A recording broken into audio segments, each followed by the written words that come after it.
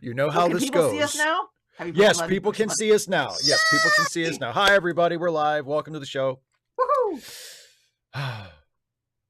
uh, so, big news, potentially. I don't want to jinx anything that hasn't happened, but if all goes according to plan, Dana, you're finally seeing Superman tomorrow. Tomorrow! Yeah! I'm pretty stoked. You should be. You should be. And we were just talking before we went live. Both of us, I think coincidentally, we didn't plan this, but both of us have been watching Lois and Clark. Mm-hmm. You said you were watching it to kind of, get into like the mood for Superman. Yep. I was watching, and you're starting from the first episode, so you're watching through season 1. I've been just kind of picking certain episodes, and so today it's a la carte. So today I watched 4 episodes, and it was the last 2 episodes of season 3 and the first 2 episodes of season 4, and that is the new Krypton story arc, where these Kryptonians who also survived the destruction of Krypton and started their own colony, the new Krypton colony, like they just sort of show up and they find Clark as like another surviving Kryptonian, and they're like, oh, hey, by the way, you were betrothed to this lady over here when you guys were kids, because Kryptonians do that, and so now you have to come back with us and marry her. So you can't marry your human girlfriend Lois Lane, you have to marry this Kryptonian chick. And there is much weeping and wailing and and gnashing of teeth, rending of garments, a heartbreaking farewell, and then of course they pick it up in the the next season, and everything eventually gets resolved, and they get married. But there's I love the writing of the show. I love the tone of Lois and Clark. The sort of, it's not a comedy, but it leans sort of comedic, and it's very light. It's very lighthearted, and it's definitely like an 80s/90s action adventure show. Like that's very much the vibe of it. Very low scale or small scale, and so these Kryptonians show up, and one of them, Lord Nor, he's the bad guy, and he takes over Smallville, and he holds Clark's parents, Ma and Pa Kent, like hostage, so Clark will do what he says. And there's a scene where he's been locked in the ice cream shop in Smallville, like to sort of contain him, and they allow Lois to come in and talk to him.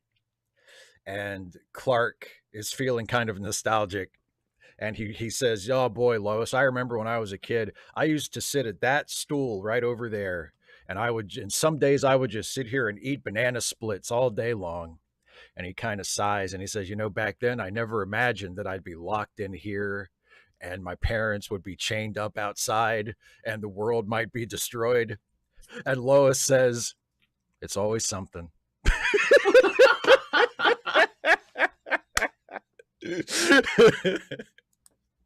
HB Haga says the will they won't they of the wedding, that show milked that trip for years. Yes. They did. We talked about it before, like the episode where they finally actually get married. The title of the episode is "Swear to God This Time We're Not Kidding," because they had faked it out like so many times, and they were like, no, for real, we're actually going to do it this time. Not Superman and Lois and Clark, yes, from the 90s. That's what we're talking about. And also I've decided that the Lois and Clark Superman costume is my favorite one. Oh, okay. I think the only thing I would change about it is I do think the S on his chest is a little big. I would shrink the S just a little bit, not a lot. I don't want it to be a small S, but I would shrink it just a little bit. But other than that, I think the Lois and Clark Superman costume is my favorite, because it actually looks like a costume. It looks like his mom made it. It looks like his mom made it. Yeah, like it looks like what I think, in my interpretation of the character, it looks like what I think it should be, which is a costume that his mom made for him after he, became like a superhero, and he decided he needed to adopt like a different identity. So His mom made him this colorful costume. And also, I mean, in Lois and Clark, they do stick with this. It's been sort of the default modern interpretation where it's not really an S, it's a Kryptonian symbol that means something or other. To me, it's an S. And it should be an S. Like when someone says, you know, what's the S stand for? He shouldn't say, actually, it's the Kryptonian symbol for blah, blah, blah. He should say Superman. You dummy. That's what the S stands for. It's S for Superman. But other than that, I mean, look, I can't wait to talk with you about the new movie after you've seen it. I really like the costume in the new movie. Mm-hmm. It's not how I would do it at all. But I really, really like the costume in the new movie. But the Lois and Clark costume is my favorite because it looks like, you know, they're not working hard to make it seem cool. Yeah. No, you know? My daughter said, why does she have that much spandex? I said, he mentioned it earlier, and she went out and got some. And she goes, oh, okay. There you go. Like, it's that simple. She went to Joann's, you know. It's one of my favorite lines from the pilot when he comes out and he's in like there's this kind of goofy, like, you know, like costume trying on montage where he's wearing a bunch of different costumes. And when he finally walks out in what is basically the Superman suit, like the blue, you know, unitard and the cape, he doesn't have the S on yet, but everything else is there.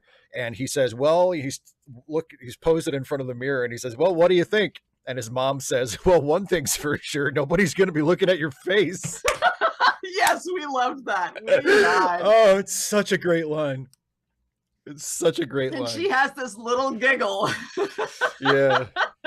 You know, because some of them he tries on. He's got like a domino mask. He's got like a mask, or he's got like a Green hood. Arrow hat.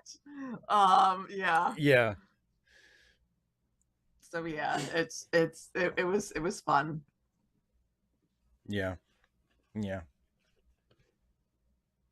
Oh, 255 AD Tempest. Oh, baby. God, I love Tempest. Great. The first Tempest episode was one of the episodes I watched recently because that's a good one. Oh, I love Tempest. There are two great villains from that show, and one is John Shea's Lex Luthor, who is in the whole first season and then only appears once or twice more throughout the rest of the series, unfortunately, but it's always cool when he shows back up. And then Tempest, who also only appears on, I think, maybe 3 episodes, but really is good. He's so funny. He's so funny and just great. Yeah.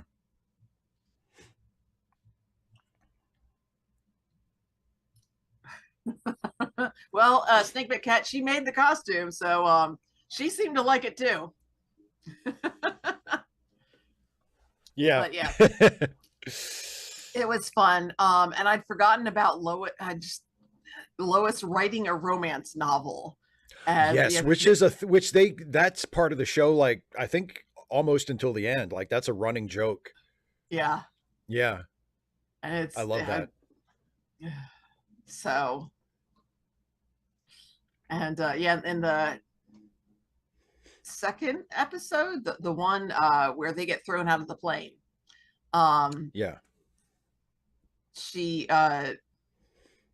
have to take a polygraph because Perry has worked out a deal where either they take the polygraph and he says, you know, it infringes on your privacy, but if you don't take the polygraph, they're taking your files and your computers and they're going to look through them. And Lois is like, they can't take this. She's like, everything I'm doing is on the computer. And Clark says, you don't back it up to a floppy disk? And she's like, I don't have time for your, you know, neurotic foibles. Oh my gosh, it's so funny. Yeah, Kara, at one point Lois loses her memory and starts living out her romance novel. I think that's what you're thinking of. She loses her memory and then she thinks that she's like her sort of self-insert character from her romance novel. Yeah. Yeah, she said it's about a woman who dies without ever finding her true love. I'm like, wow. That's like the opposite of a romance novel. Let's just be clear. Is there such a thing as an A romance novel? I mean, probably. I just don't know if it's Yeah, marketed as such.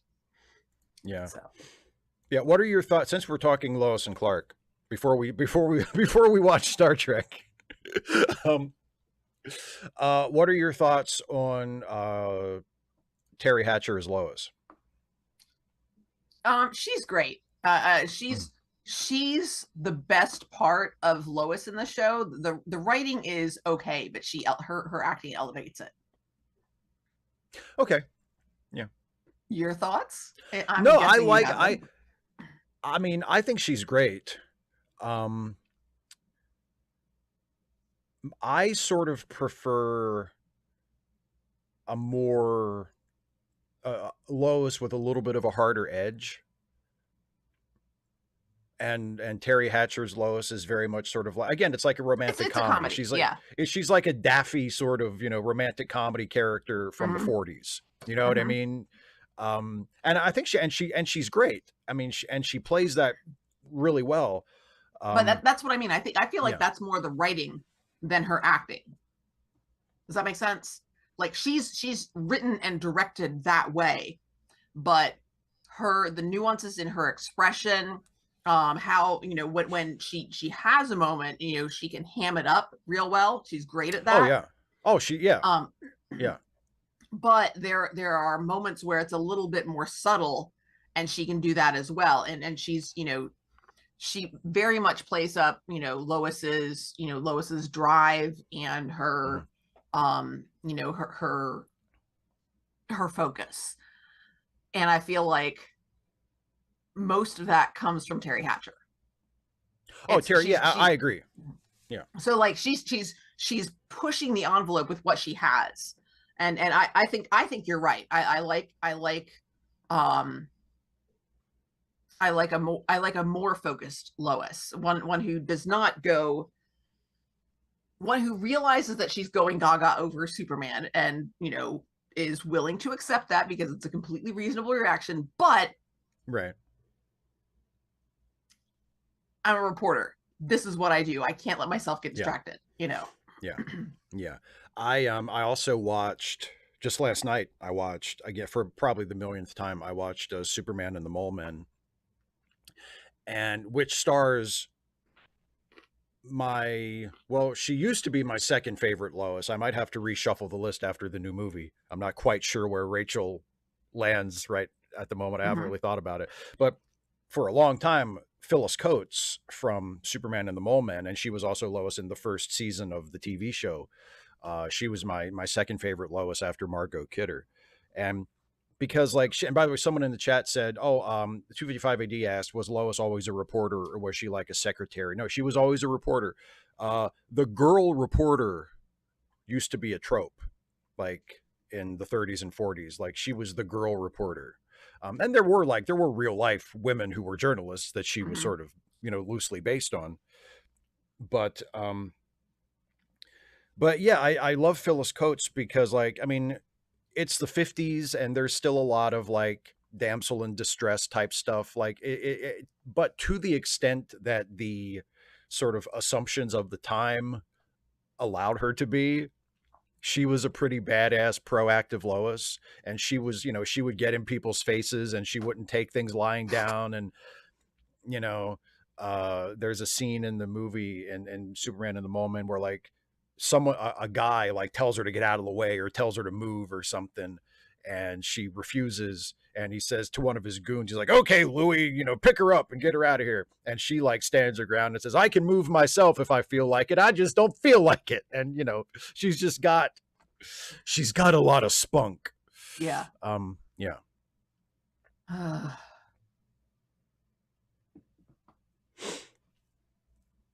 Oh, Air One Fire says Rachel is the best. Ooh. Right after Terry. I'm yeah, and that's one of the things I'm really happy you're finally seeing the movie tomorrow, because I mean, obviously your opinion on Lois is something that I'm just, Yeah. because I think Lois in the new movie is great. I thought as soon as I saw that they cast Rachel Brosnahan, I thought obviously like she was born to play Lois Lane. She's like you just, I mean, she's got great comic timing. She's got the right look. Um, and she's great. I think she's great in the movie, but and I think she's really well written. I think it's a really good Lois just all around, but Yeah. I'm very curious to see what you think. Yeah. David, yes, I'm going to see Fantastic Four. I'm going to see it on Friday. Woohoo! Yeah. You will have a lot to talk about on the next movie podcast. Yeah. Man, I think yeah, go ahead. Did you talk about Superman on the last one, or is it since then? No, I did. And Okay. I think Jason's mad at me because every time he has called me since the last time we did a podcast, I have seen the movie an additional time. And I don't think he hasn't seen it yet. Oh. So, yeah. So I think someone's jealous. Oh, poor Jason. Go see the movie, Jason. Go see the movie, Jay. Yeah, get what you go. Oh, I gotta wait till I can bring my family along. Come on. Go to a movie theater. Just don't tell them. Just go, yeah. Just say you're going out to the grocery store and then just don't come back for 2 hours. There was a really long line at checkout. Yeah, exactly. They only had one cashier work and it was bullshit. Greg says the worst Lois Lane is Man of Steel. Yeah, maybe, but I feel like I need to stress that it is in no way Amy Adams' fault. Mm-hmm. Because she's a fantastic actor, and just like Henry Cavill as Superman. In a better movie, that would have been fine. Mm-hmm. In a better movie, that would have been he would have been a perfectly fine Superman, and she would have been a perfectly fine Lois.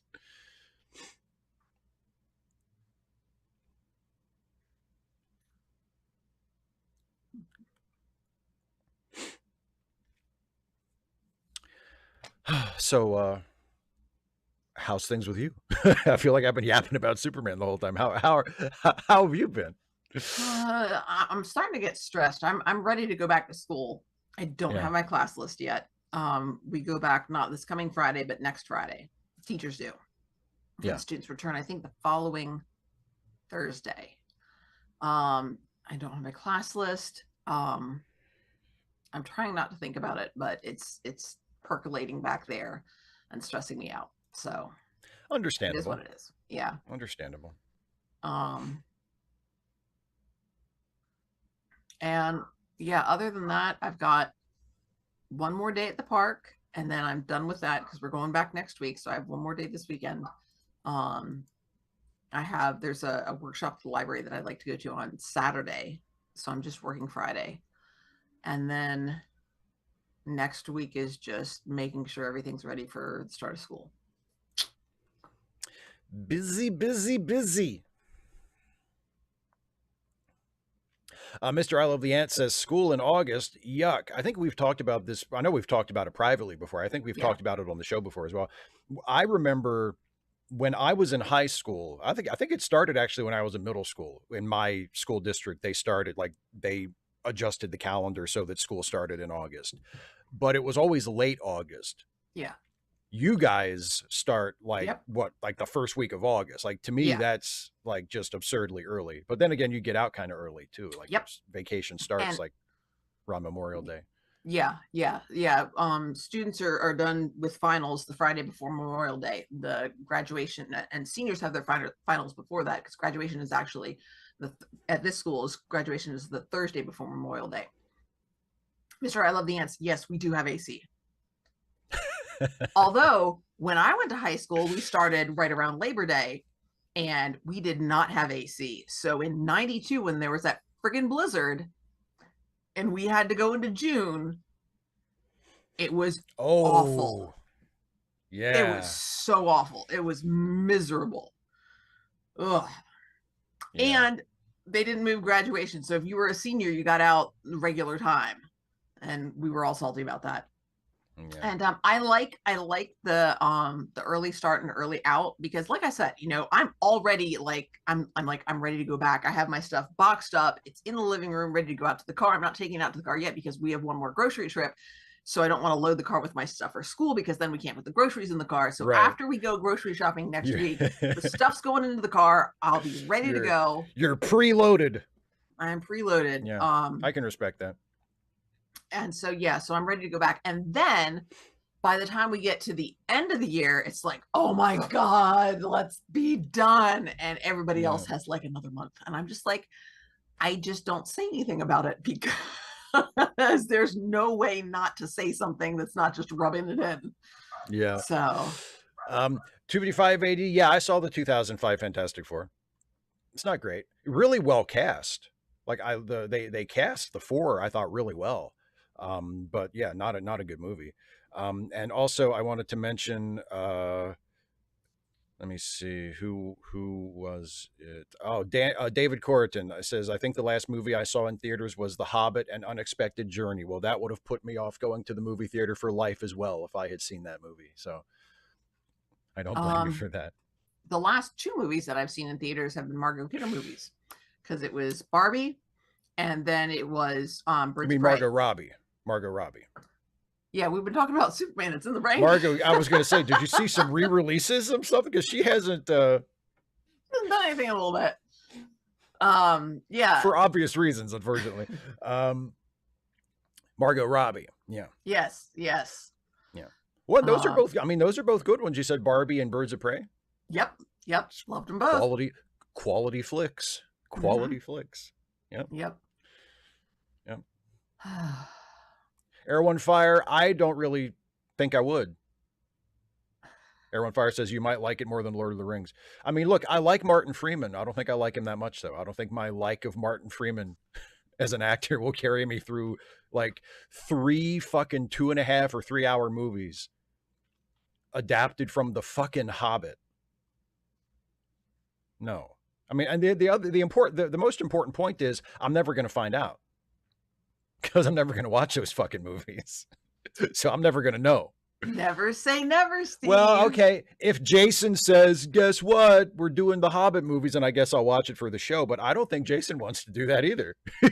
So, and he loves that Tolkien shit. He's way more into Lord of the Rings than I am. If I had a time machine, I would go back and make sure that Tolkien died in World War I and just fucking spare us all of that horse shit. But Jason loves it, and he doesn't want to do the Hobbit movies for... You know my favorite thing about Lord of the Rings? What?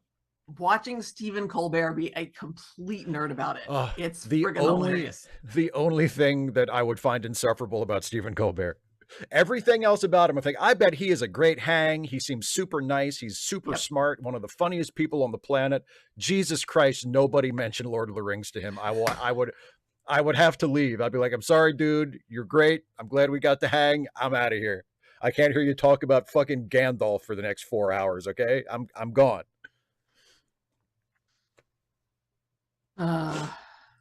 Yes, Charles Freeman, he was Arthur Dent in the movie of Hitchhiker's Guide. Yeah, I like it. I mean, I think apparently in person he's kind of a dick. Bummer. But as an actor, he's great. I've loved him since I saw him in The Office. I mean, I think he's fantastic. Yeah. Shiny, boring story. Shiny, boring. That's an accurate and really nice way to say it. Air One Fire, I'll ban you. I swear to God. If you keep listing the stupid if you keep listing the writer's notes that somehow got published when Tolkien was like, I made up all these words and all these different names. Shut up, nerd. That's what should have happened to Tolkien. His publisher should have said, shut up, nerd. Go make up your fucking words. His publisher said we can make more money. That's what they said. His publisher said we're publishing 3 books instead of 1, okay? Because we're gonna wring all the money out of this fucker we possibly can. No, they said the binding won't hold up to it. I think that was the actual reason. Yeah, because it's too fucking long. You fucking sadist.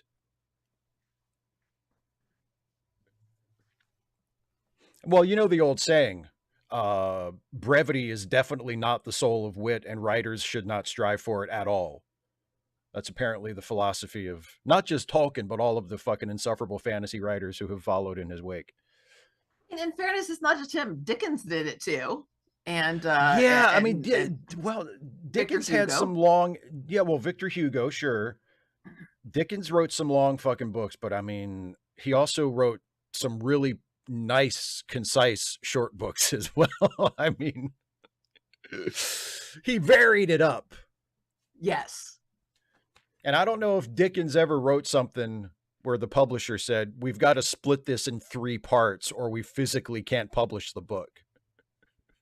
I mean, Tolkien is the Dickens of fantasy. I mean, I guess in a sense, except in terms of quality, except in terms of quality and writing talent, in terms of like popularity and sort of putting his stamp on the genre, I would agree. Okay, shall we watch this? Yes, let's. Yeah. Why don't you tell the people how this works, and then we're watching. In case you haven't, in case you haven't figured it out yet, folks. Those of you who are watching, we're watching Star Trek: Deep Space Nine, Season 6, Episode 7. You are cordially invited. It's the Worf Dax wedding episode, everybody. So, go ahead, Dana. All right. So, cue up. Oh. Do we want to talk before or after the show? Okay. Paramount. About the Paramount Plus thing? Yeah. Okay, so this is just, I will just tell you what I'm doing. Okay. Which is nothing. I'm not changing anything about, I'm not canceling my subscription to Paramount Plus. I respect anybody who does. And I am certainly not going to argue in favor of fucking Paramount after all of this, right? So I am not, I mean, I completely respect that if you feel you have to do that. And I would also say, you know what? Oh, there goes the, there goes the chat viewer. Let me fix that while I'm talking. If you do feel like, if you have been watching Star Trek on Paramount Plus along with us, and you would like to continue to watch Deep Space Nine along with us, but you don't feel right about, using Paramount. Using Paramount, you can always borrow a copy from a friend. Mm-hmm. Wink, wink, nudge, nudge, know what I mean. Or the library. Absolutely. What happened with Paramount? Boy, that's a long story. Speaking of Stephen Colbert. Yeah. Okay. So basically what happened, the straw that broke the camel's back for a lot of people recently was Stephen Colbert on the Late Show made a joke about, a very accurate. Wait. Someone on a Late Show made a joke? It's who's even heard of that? Who does that? But so Paramount is being bought by Skydance. And it's a big merger, so the FCC, the Federal Communications Commission, has to approve it before that happens. And Paramount would really like for this merger to go through, but Paramount was also being sued by President Trump for completely frivolous reasons. Like, there's no way in hell he didn't have a case. He was just throwing a tantrum and trying to intimidate them because of something 60 Minutes did that he didn't like. But in order to not threaten the merger, because there's a toddler in the White House, Paramount decided to just settle the lawsuit and pay Donald Trump $16 million. And Stephen Colbert called him out on it. And I think he said something like the technical term for this sort of transaction is a bribe. Which, again, he's not the first person to say that. A lot of people have said he's not wrong. He's not wrong. So anyway, Stephen Colbert made that joke and has been making fun of Paramount, sort of bending the knee to Trump. And I think 2 or 3 days after he said that on his show, CBS announced that they were not renewing the contract for the Late Show, and that next May, Stephen Colbert's show is over. And they're not only not renewing Stephen Colbert's contract, they're canceling the show completely. So the Late Show is just going away. And it's existed since 1993 when David Letterman came over from NBC, and it's their flagship late night show, and it's just going to be gone. And they claim it was for financial reasons because the show loses money. But, a lot of people have said, even if that's true, it's still like the highest rated late night talk show at the moment. And like, why wouldn't you try to like cut the budget or do Yeah. something to kind of save money? Why would you just completely get rid of it? It doesn't make sense. But anyway, that's the official. So that's why people are mad at Paramount most recently. As Yeah. it seems like they fired Stephen Colbert or non-renewed Stephen Colbert, if you want to put the gentlest possible terminology on it, to make Donald Trump happy. So that's why people are pissed, and rightly so. So with that said, yes, wherever you're getting access to your Deep Space Nine, queue up season 6, episode 7. That's it. Woohoo! And try to get as close to 0 as you can. I think we're both at 0001 because that's where it paused at. If right, it's not exact, browsers, that's okay. This is not a sing along. It's fine.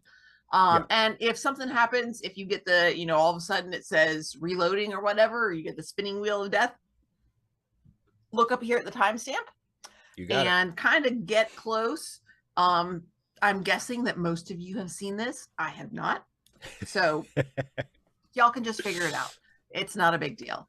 And so once you've got that queued up, get your remote or your cursor or whatever it is ready. And so hover it over play. And Steve is going to count us in saying 3, 2, 1, play. And when Steve says play, we all click play at the same time. And then we watch together and we chit chat in the chat, and we'll chit chat here too. That's right. Is that right? That's right. Well, I'm ready. Okay, me too. Everybody, I hope everybody's ready, because here we go. I'll count us in from 3. Everybody hit play when I say play. In 3, 2, 1, play.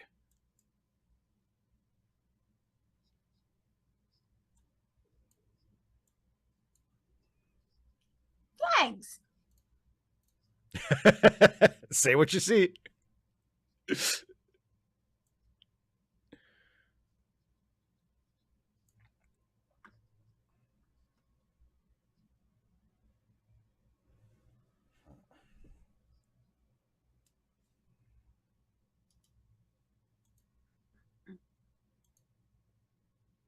Oh, thanks, Arrow and Fire. We like having you around too. Yeah. Morn spotting.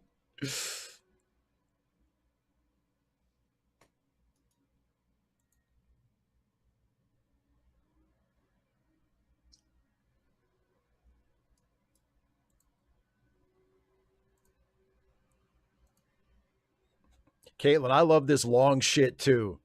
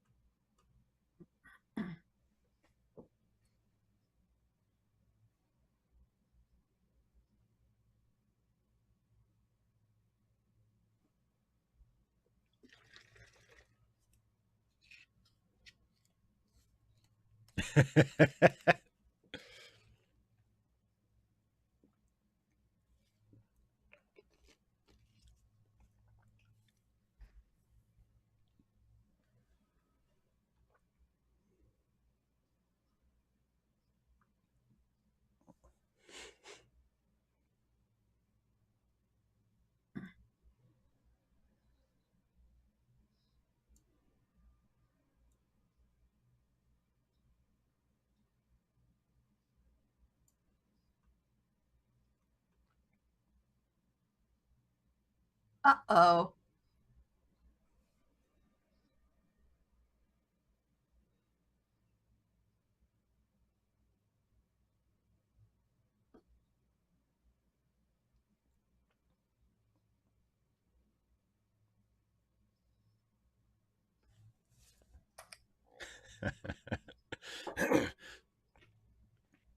Daniel, we're watching You Are Cordially Invited.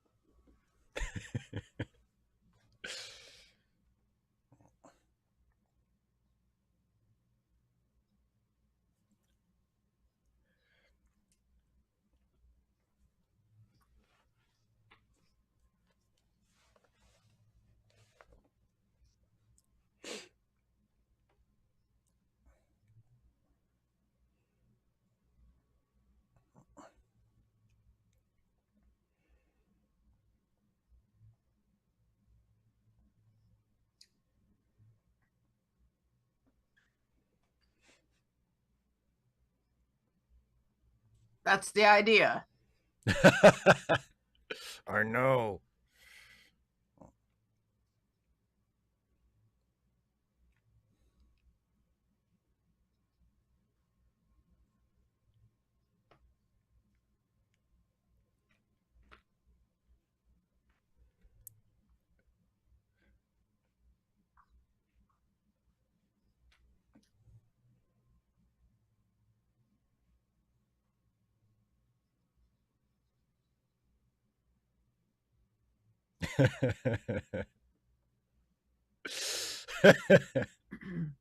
You sure about this, Worf?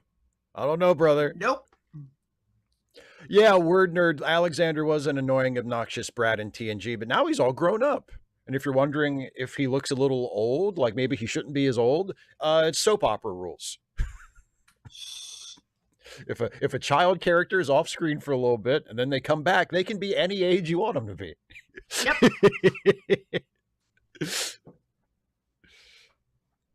Snake Big Cat. It's like a best man, except you're objectively the worst.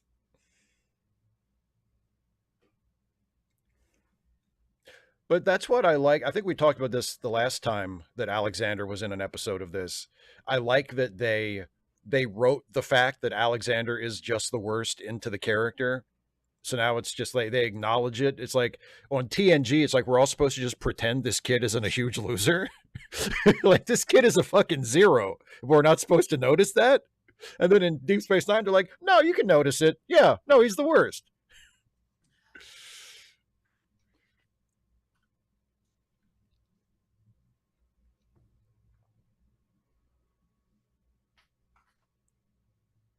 Mr. I love the ants. That's great. Oh god. That yeah, Seven was only in one season, wasn't he?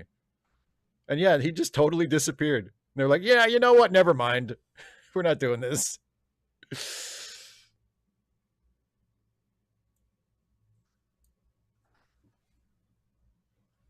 The actors on this show have some. I mean, you could do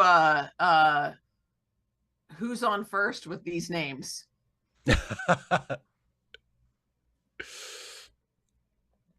You think so? Sirach, Armin, Nana. Renee.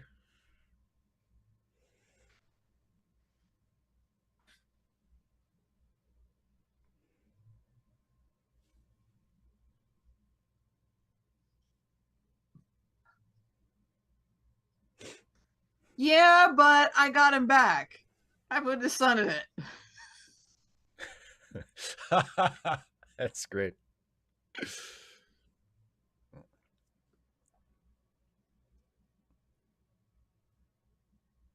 Now, I love the reversal here that Worf is the one who's like gaga for the wedding. Like Worf is the one with fucking wedding brain, and Jadzia seems like she's just cool with whatever. Groomzilla. He's Groomzilla. Perfect.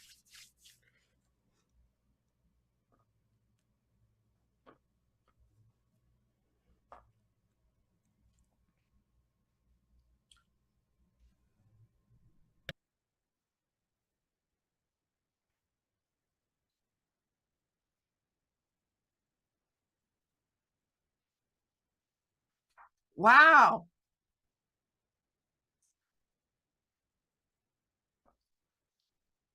Ah!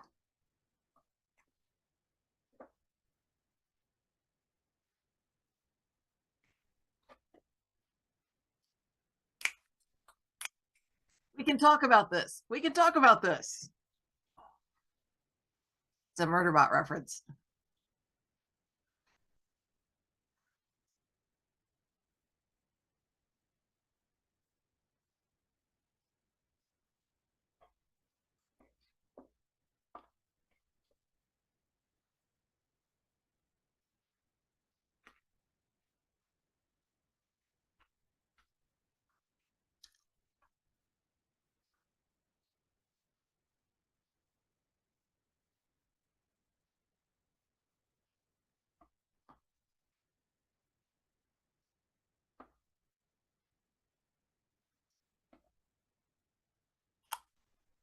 Uh-oh. Similar in what way?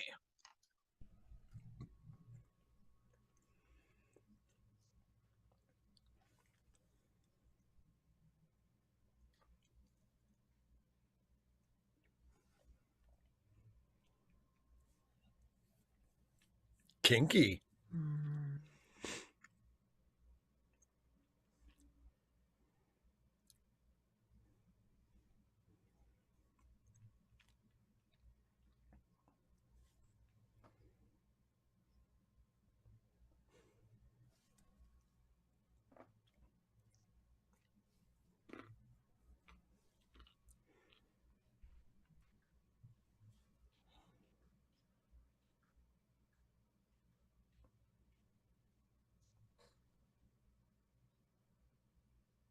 She's got good eyes.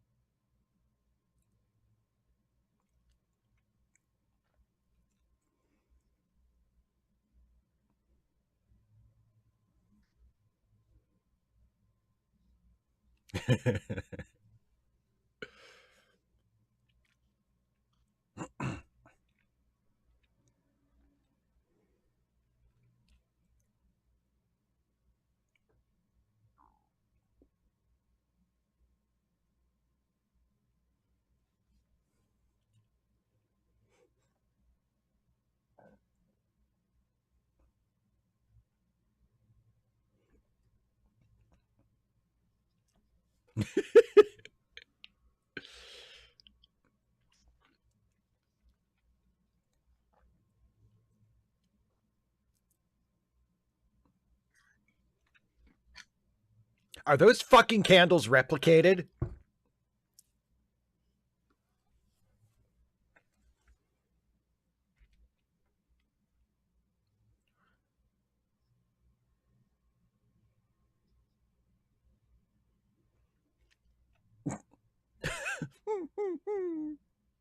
Worf's reverting to TNG mode in this one.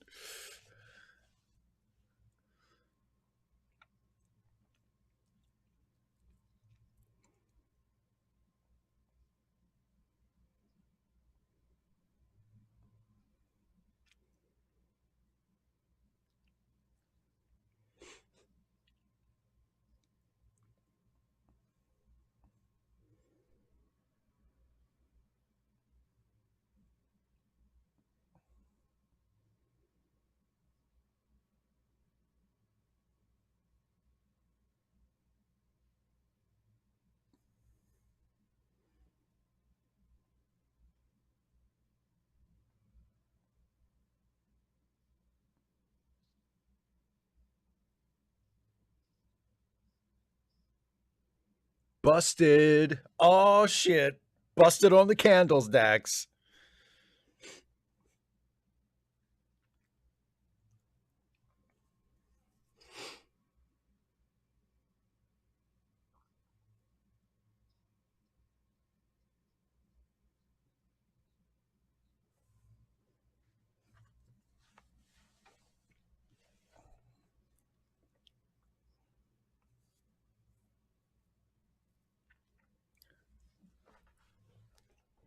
Oh, yeah, I forgot.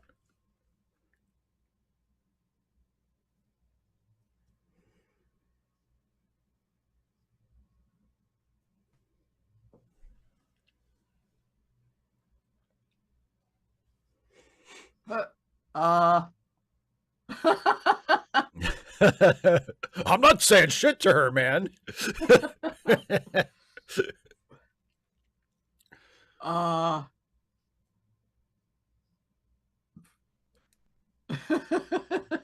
Worf, do you want to live to see this wedding? I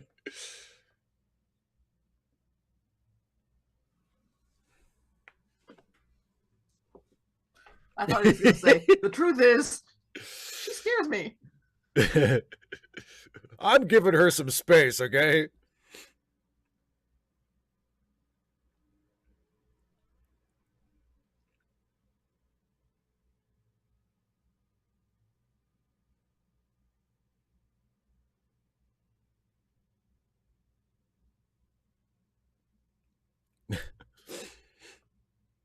Hey, Carlos.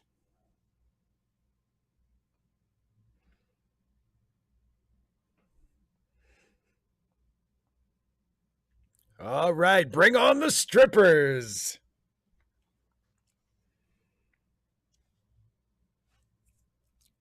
It can't be fun and games at all. They're Klingons. Yeah. What about this made you think it was going to be fun?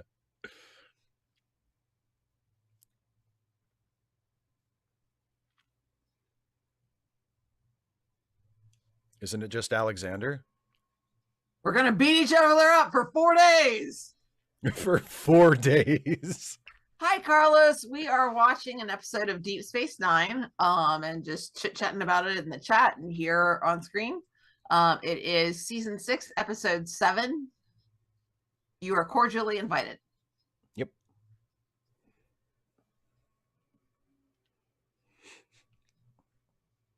Snape Cat, he's got another one.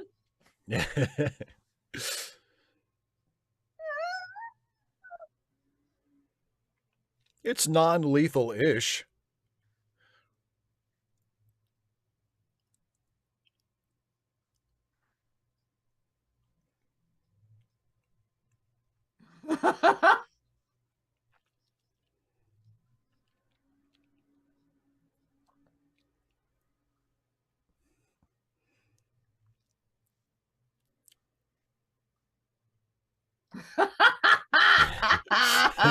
Suckers!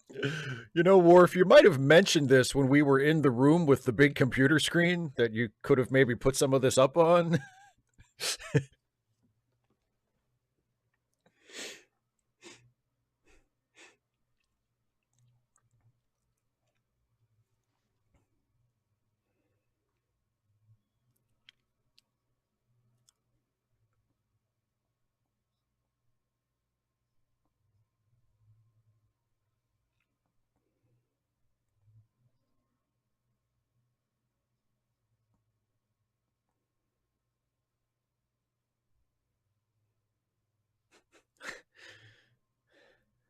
'What? No.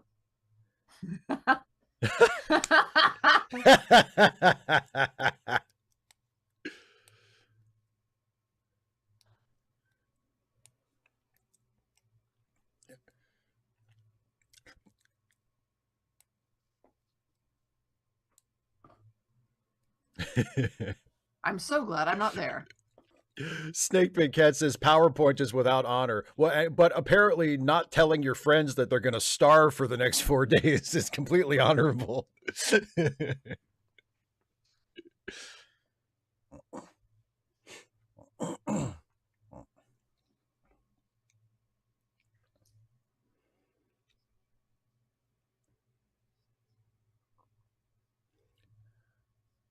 255 AD. Nope.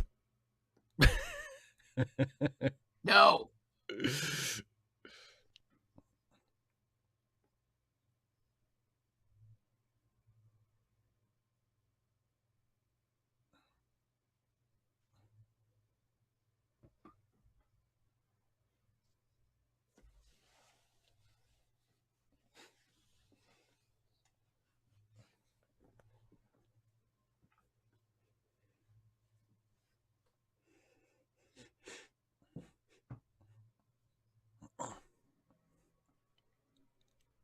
We're all gonna suffer together. We'll die at this bachelor party.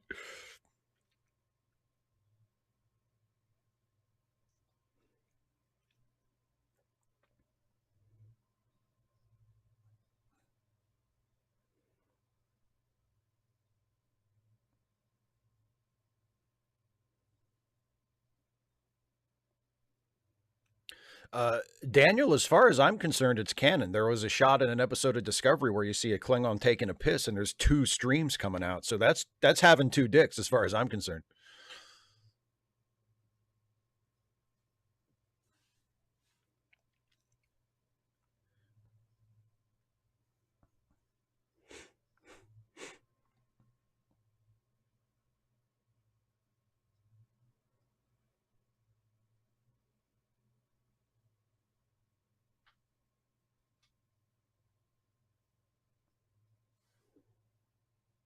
Damn.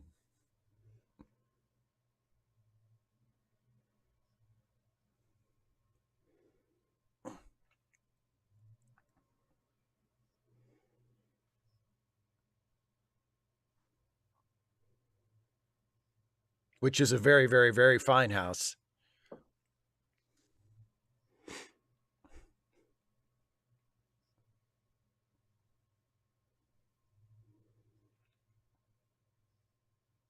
Life right now is so hard. Great. Back to my Pai Mei training. 255 AD, well, yeah, but they're Klingons. 95% of their culture is macho nonsense.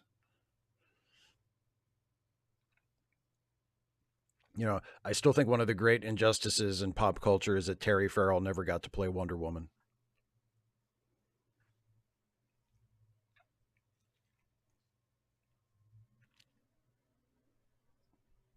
Captain, that's good.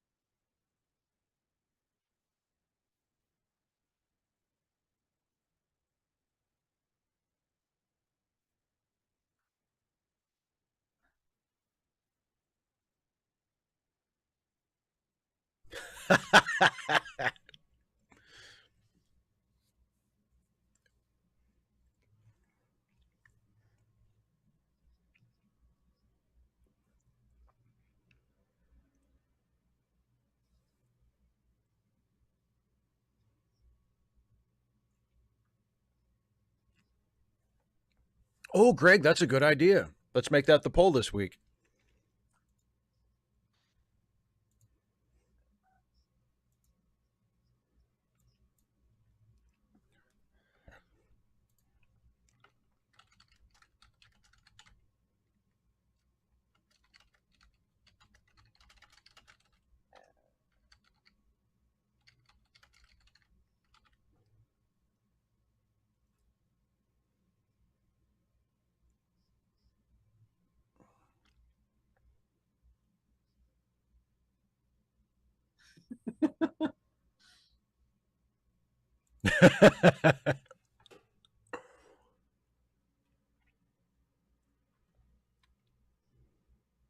Oh, I thought the poll was going to be, would we bang the fire guy?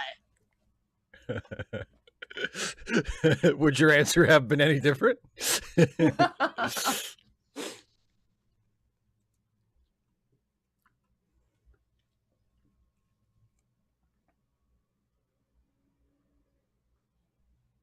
Air One Fire, she's not married yet.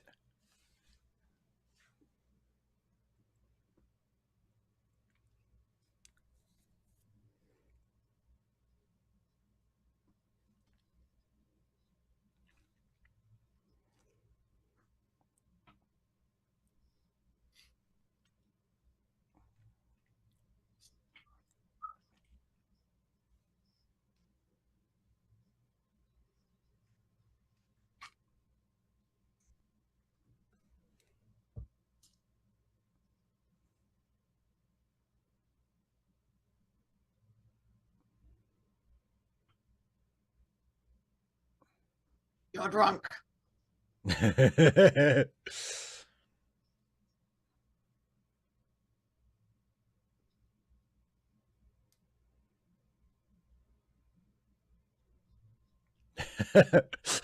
Go drink on duty. Oh, Sacred Cat, I like that. House of Martok party.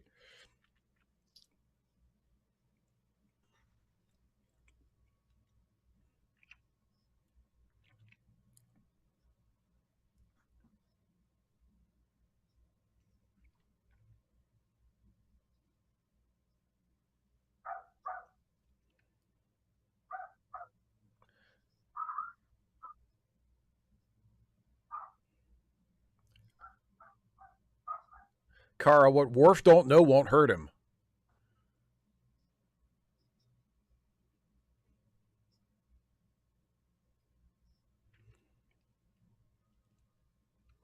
Nobody speaks to my side piece that way.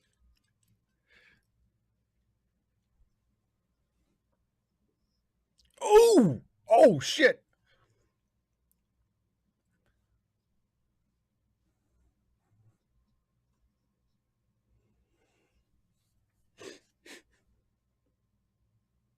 Oh yeah, baby.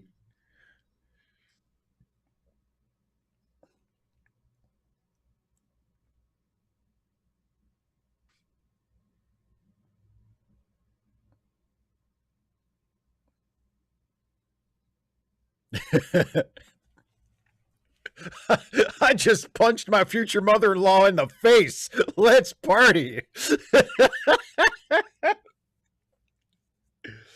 Everybody do the Elaine.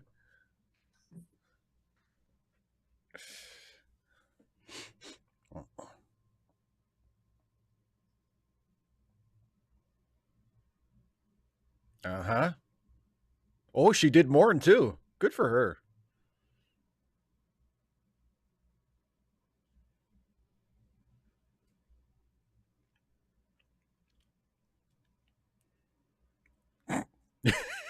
So they're just going to stagger down the hall.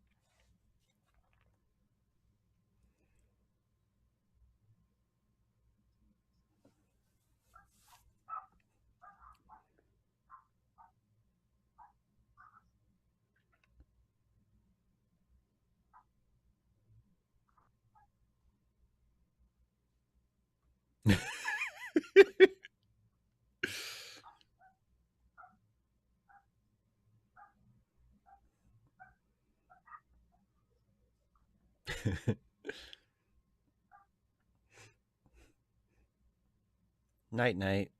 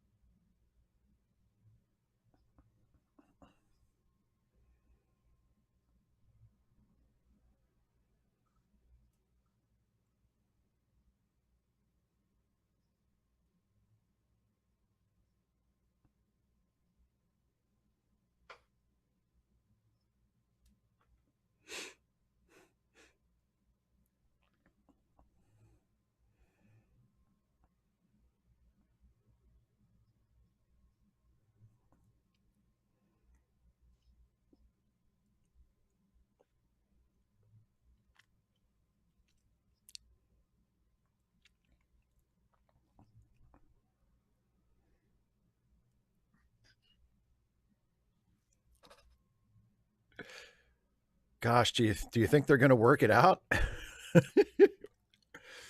You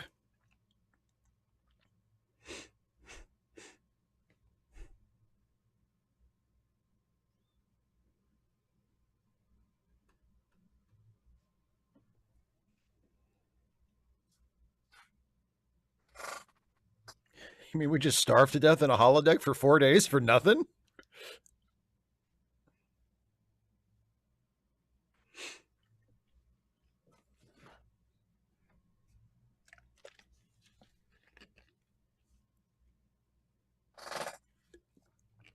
Drinks. Oh, fair enough. We don't care. Time Just to bring us food. Yeah. Time to break the shit out of this fast.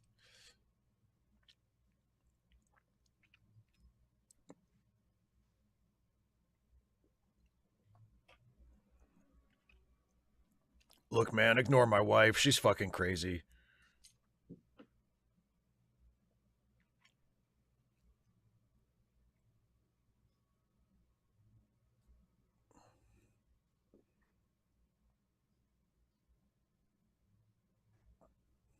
Sometimes love, it just ain't enough.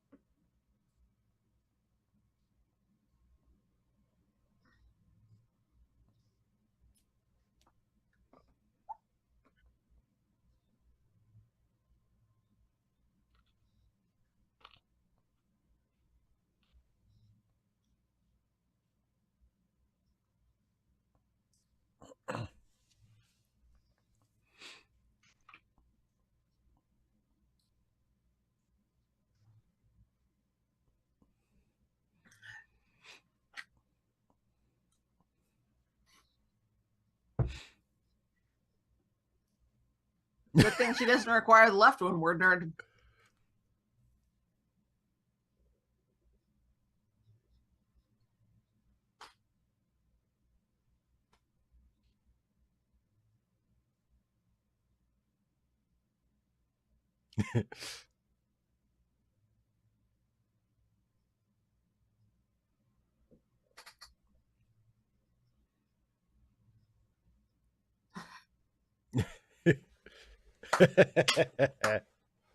No, he's not.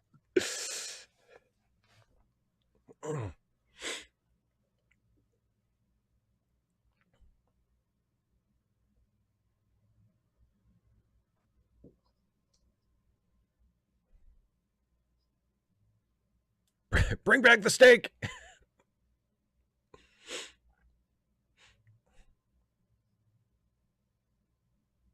Ooh, I get to smack him with this? Yeah, really.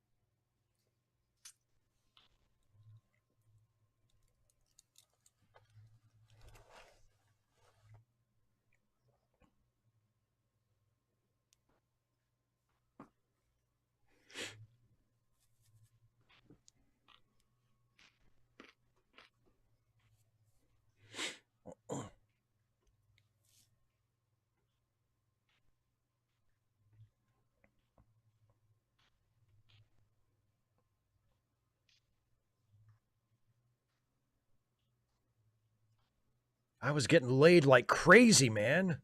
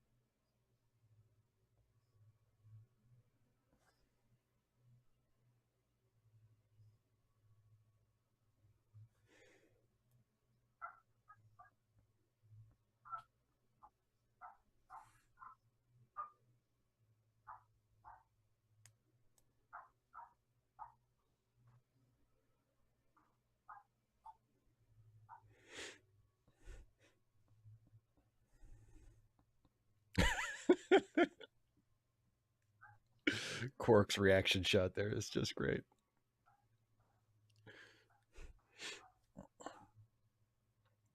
Boob window. There's the boob window we spoke of last time.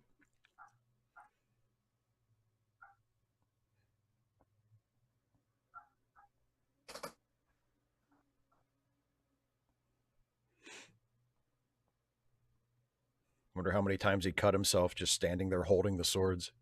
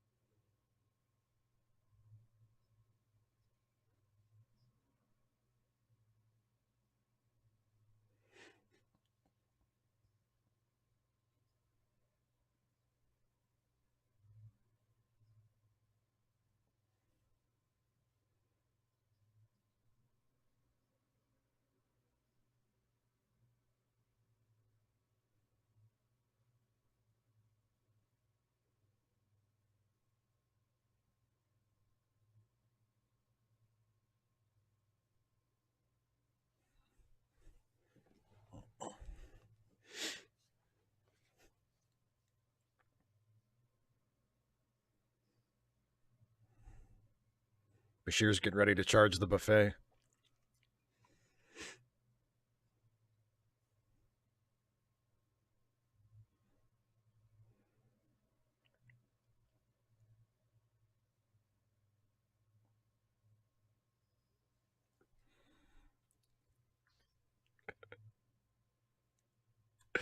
I The wasn't entirely end. sure what now was going to be. I was ready for them to like drop the clubs and grab a big old turkey leg and sink their teeth in. Yeah. It's so one of my favorite sort of running gags that the various versions of Star Trek have carried on about the Klingons is that they're supposedly these badass warriors who just live for battle and honor, but actually they're extra as fuck and they're just like drama queens. And I love that a Klingon wedding is they put on a little play. Like they put on a little play. It's like the least Klingon thing ever, but it's also the most Klingon thing ever because that's just how they are. Yeah. So, what did you think of the episode? And then I tell me what you thought of the episode, and then I have something else more specific to ask. Okay. It was enjoyable. The bit with Kira and Oda was annoying. How so? Well, it's like the next episode, and it's like, okay, and we're gonna say they, resolve it off screen, basically. And I mean, it was about what I expected. Honestly, I was kind of expecting there to be a little bit more to it, but I didn't think it was going to go on for more than one episode. But it is what it is. But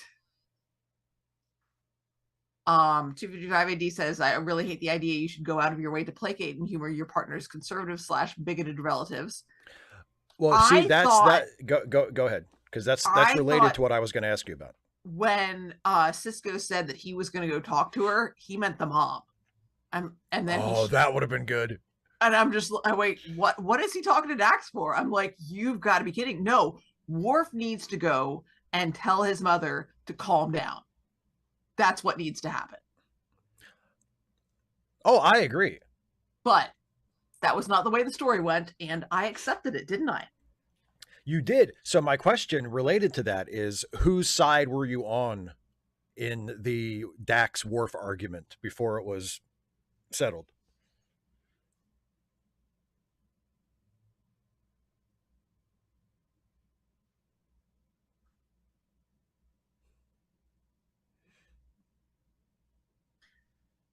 Mostly Dax's side, but she made a poor argument. Okay, explain that. Worf says that he wants a traditional Klingon wedding, that he wants her to respect his culture. Right.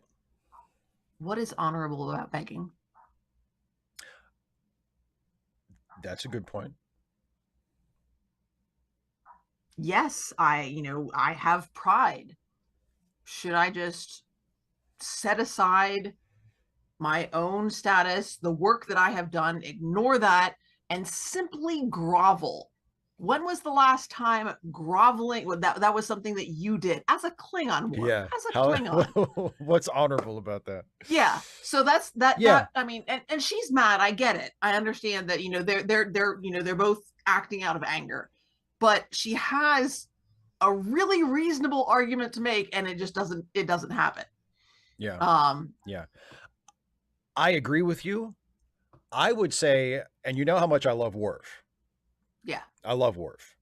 But I am 100% on Dax's side in this. Like, I am like, yeah, you're right. Worf needs to go to Sorella and either tell her to lighten up or tell her to go fuck herself. Like, who are you choosing? Are you choosing your wife to be, or are you choosing your, quasi adopted mother? Like, that's the choice you're making. But I would say both. Tell her that she can lighten up or go fuck herself. Those are her options. What are you going to choose? Let me know, Mom. Yeah. Yeah. I mean, because Dax, I put myself in Dax's shoes. I'm not going to let somebody disrespect me like that.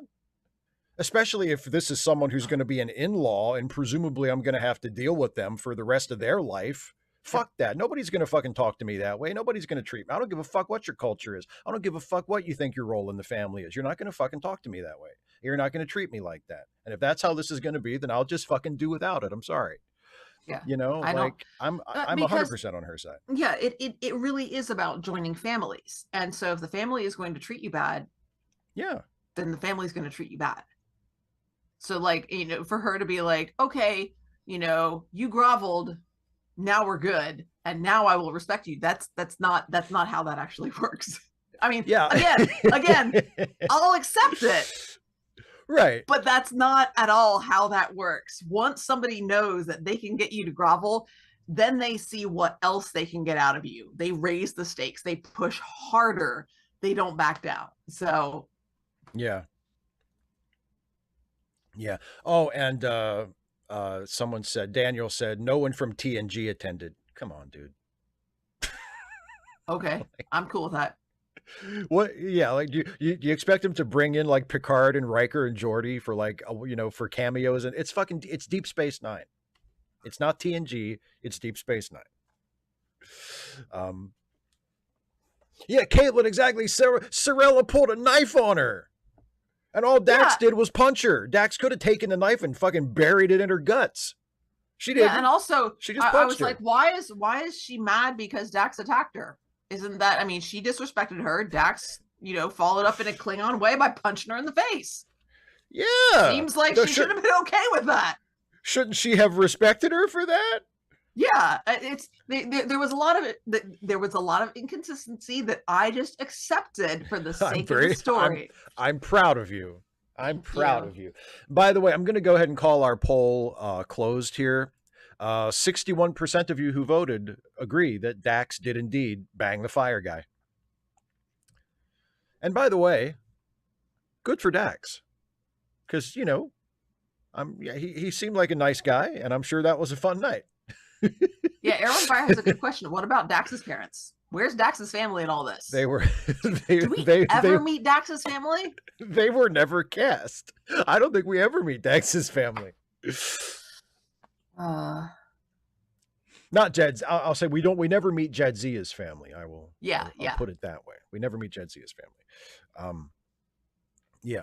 Yeah, and especially when they make a whole, Cisco makes a whole thing about, you're not Curzon, you're Jadzia, and her family's not here.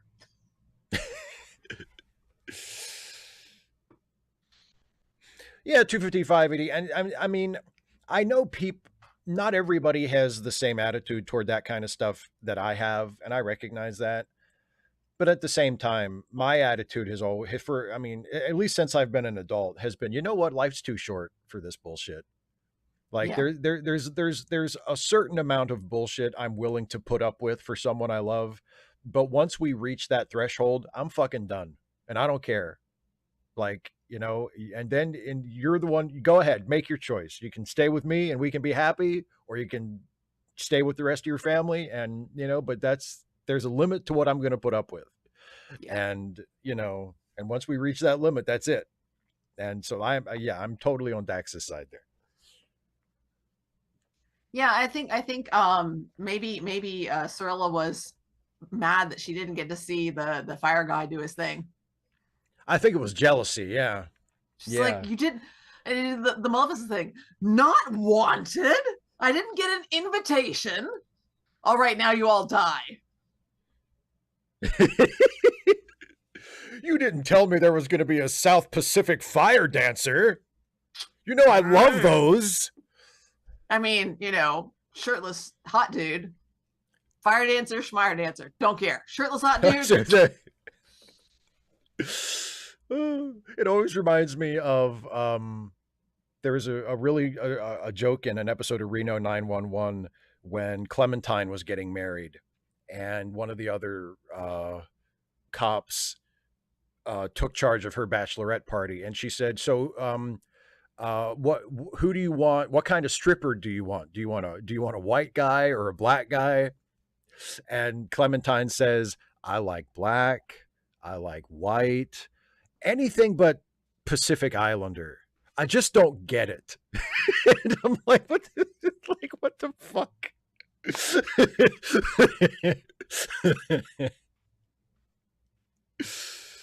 Oh, 255. I don't think the blood family makes any difference. No, I don't think blood I whether or not someone is blood literally makes no difference to me. That's not the true test of family to me. So yeah, like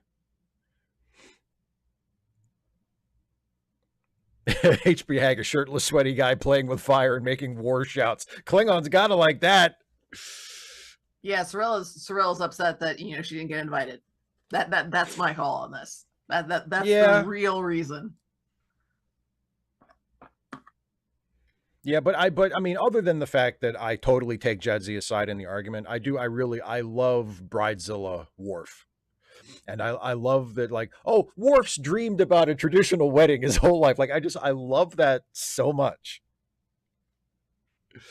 I wish they'd leaned into it more. I wish we gotten to see him saying yes to the dress or whatever. I mean, he's not really wearing a dress, like the tunic. Yeah, I think instead of the sort of holodeck bachelor party stuff, Worf's story should have been completely just him wedding planning and just obsessing over the wedding. Yep. Yeah. And figuring out who's going to sit where. Yeah. Oh, seating arrangements, like you said, like the wardrobe. I mean, the centerpieces. The centerpieces have to have flames. Yeah, Worf should have been all over that, like, the entire episode. He should have turned down a bachelor party because he was too busy wedding planning. Like Cisco or O'Brien should have like said, "Worf, do you want to like hang out the night before the wedding? Maybe have some drinks, have a bachelor." No, I cannot, Captain. No, like I have too much planning to do. Mm-hmm.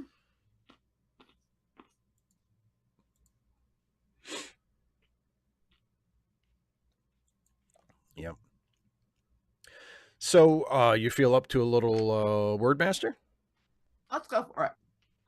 Let's go for it. Let me fix the the chat display again. All right, well, while you're doing that, I will explain it.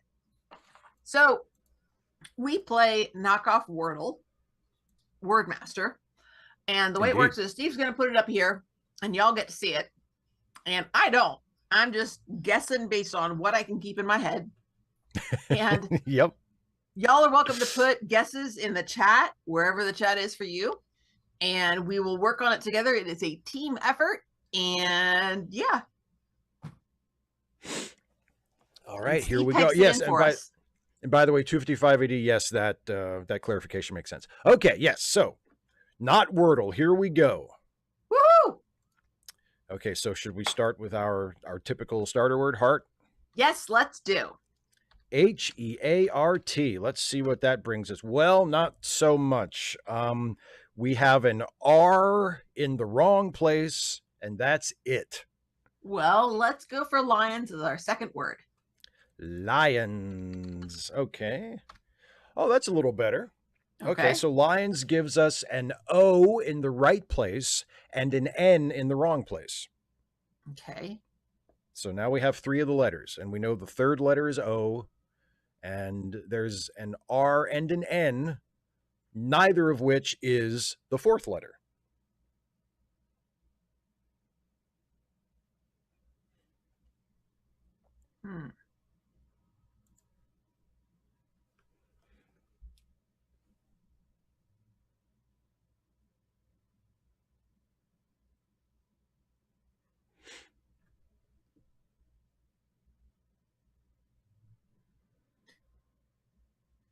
Word nerd, we need the N. Captain can't be because it has an I, and there's no I. Right, there's no I from lions. We know, yeah, there's no I. Tina and David Gordon are saying grown, and I think that is an excellent guess. That could be it. Yeah, that could be it. You want to try that? Let's try that. That sounds like a good idea. Grown. G-R-O-W-N. Kara, we need the O. Guess what? It's grown. Yay! You guys are awesome. Crown would have worked too. Crown is a good one too, word nerd. Yeah, we got the other one. Yep. Grown. And also just like Jadzia had to admit at the end that she was grown and she had to make a mature decision and humble herself before her horrible mother-in-law. Yay, us. We did it together. Well, thank you all so much. So next week, we're back to Poirot, right? What are we watching? That's right. 2 more weeks of Poirot because we break the Poirot episodes into 2 pieces. So we'll watch the first half next week of, let me see, it is Murder on the Links. Oh, yay! Oh, you know that one? Yes, I do. I know what I know the reveal. Cool. All right. I couldn't tell you who it is, but I know how they did it. I remember that one. Yep, that's next week. The first half of Murder on the Links. Awesome. And then the week after as well. But also, don't forget that next week, first of all, hopefully next week I will be talking about Superman with you. I can't wait. That'll be great. And then next week, also on Friday, you'll have your next Ask Away, correct? That's correct. Yes, not this week, but next week. Correct. Right. The day I go back to school. So it gives, I'll actually get to be there because since I'm at school, I will not be working at the park for like 12 hours. So I'll get to actually be here for once. So if you are a channel member or a patron, you get to send in questions early so that Steve has the opportunity to answer your questions at the beginning of the live stream, after which he will answer questions from the chat. And if you are not a channel member or patron, you can click this little button down here someplace, or you can go to patreon.com/Steve Shives and become a patron to support Steve's work. Either way is a great way to support the channel. Very important. You got to pay the bills somehow. And then also don't forget to look down in the description for some organizations that could use some financial support, as well as charitylinks.page, which has a list of GoFundMes and such for friends and associates of ours who could use some help. Because as I like to say, helping people is good. Yes, and I agree, Dana. Helping people is good. It is. Real quick, since Kirok just showed up, what did you think of the death of Zial last week? I did not see that coming. I was like, oh, okay. Well then, I wonder if she's actually going to stay dead. She's not a major character, so probably, maybe. Oh, yeah, don't get attached to seeing her again. I'll just put it that way. Spoiler alert. Jeez. Spoilers, Steve. She's dead. I loved it. Yeah. I enjoyed that one. Well, I'm glad you were able to make it at all, Kirok. Thanks for coming. Yeah. Yeah. All right, everybody. We'll see you next week back here for the first half of Poirot Murder on the Links. Dana's excited about that one. Damn, I'm stoked. I wonder if they'll have Hastings in it. I hope so. Yeah, we haven't seen Hastings for a little while. He's been slacking off. Yeah. All right, everybody. Yeah, she's going to stay dead. Sorry. Hey, Philip, that's the way it should work. That's the way it ought to work. I agree. Kirok, you were heartbroken, or you were way too attached to that character, buddy. Steak the cat. That is great. See you later. See you later. Ba-boom. And we'll see y'all you later, too. Bye, folks. Bye, everybody.